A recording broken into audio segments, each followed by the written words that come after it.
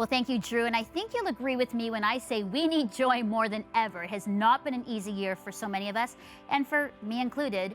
And for some of us, we are barely hanging on. We are tired, exhausted from fighting and navigating unfamiliar changes and circumstances. And we are weary from our news feeds and news shows of fighting and divisiveness. And joy is the last thing we have or can even conjure up.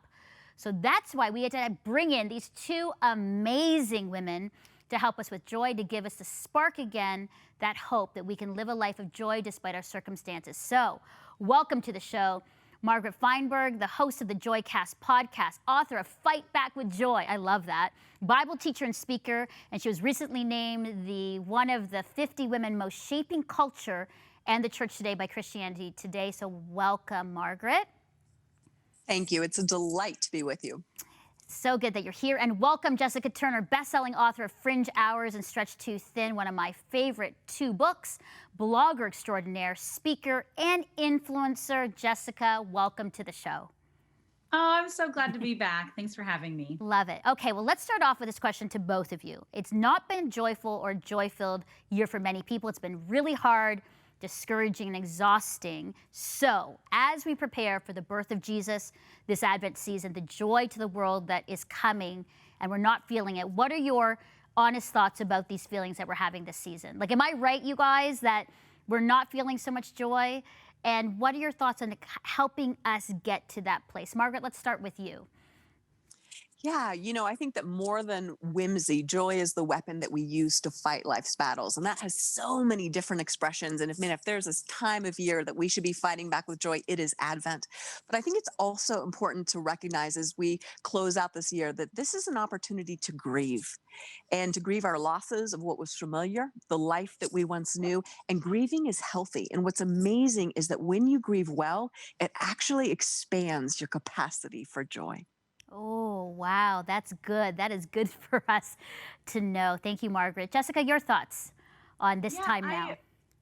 I love that. I think that it's so important to kind of sit with whatever feeling we're experiencing. It doesn't mean that we have to have joy 24/7 during the holiday season to not still have moments of joy. And so I think just being really purposeful in what your day looks like today and looking for those opportunities for little moments of joy in each and every day, even if there's grief and sadness of loss and change and things that have happened this year, there's also been a lot of beautiful moments, I think, for all of us. And I think the holiday season brings families close together, whether that is cooking cookies together on Zoom or it is actually with your own little people. So looking for those opportunities too, where you can lean into bits of joy every day, I think is really wise. Jessica, that's a great reminder, because sometimes we get so into our sort of insular, dark place. And yet if we actually stop and take a moment to say, actually, there are a lot of joyful moments, good moments with our people, friends and family that we need to remind ourselves of. I love that.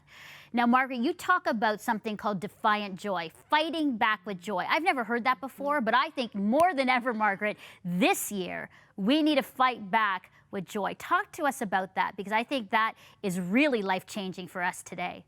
I share this in Fight Back with Joy, but joy is more than an emotion. It is a action. It is a behavior. It is a response. And so joy is something that we can do even when we don't feel like it.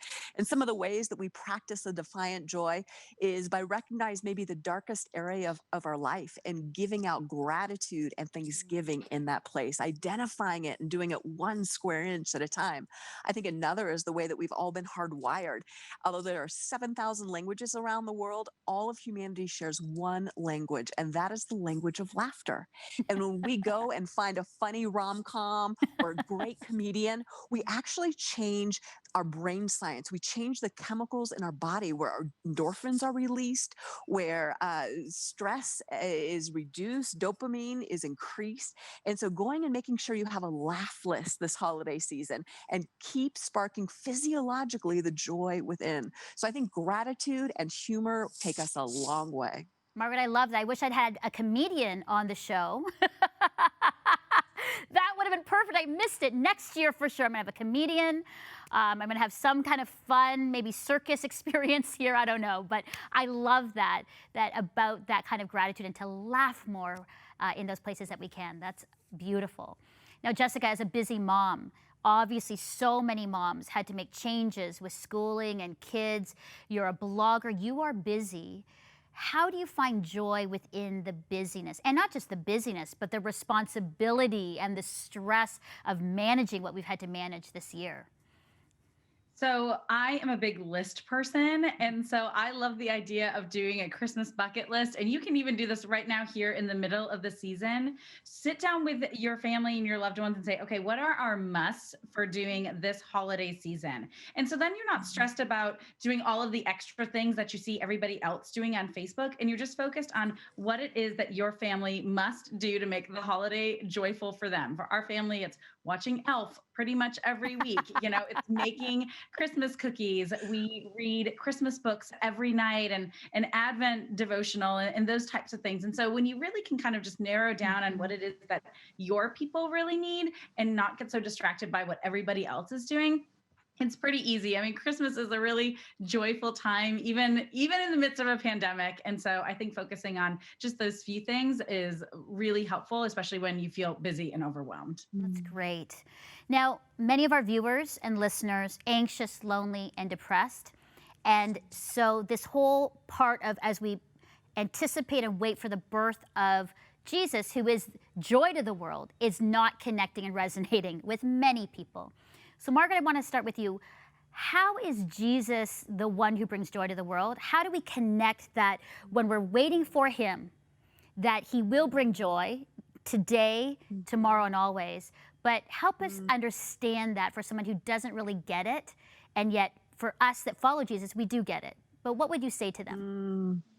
Yeah, Advent, this season is a season of waiting. And I don't know about you, but I don't wait super well. I struggle with waiting. I grow impatient. I want things now. I want it on my timeline. We live in an instant world, and yet there's so much good work that God is doing in the waiting.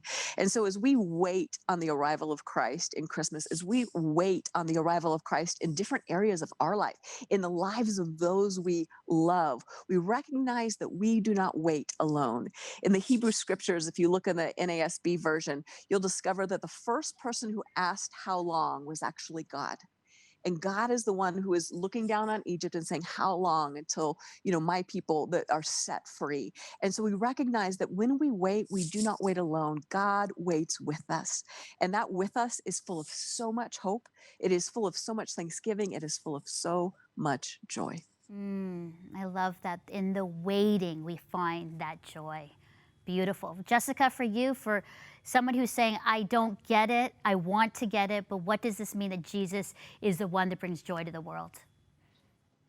I think that if you are feeling overwhelmed and unsure, I think looking to other people who maybe seem just a little bit further ahead on the journey is a great thing. So looking to resources where maybe you can read somebody else's words every single day and then take a little time to journal or think about the application for your own life. I think it's also okay to question and wonder, and for not every single Christmas to be a perfect, joyful Christmas. If this is a Christmas that you're really struggling and you're asking a lot of questions, that's okay. God is okay with our questions and with our struggles. And so if this isn't that shiny, happy Christmas year for you, that's okay too. Sit with that, recognize that, sit in those emotions and bring those to the Lord as well. Beautiful. And finally, to you amazing women, your favorite Christmas song or verse that you feel will just really encourage us in our Advent journey together. Margaret?